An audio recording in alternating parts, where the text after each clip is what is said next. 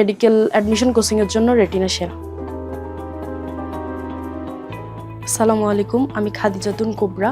আমার রেটিনার coaching code হচ্ছে 725348। ছোটবেলা থেকে আমার স্বপ্ন ছিল ডাক্তার হওয়ার।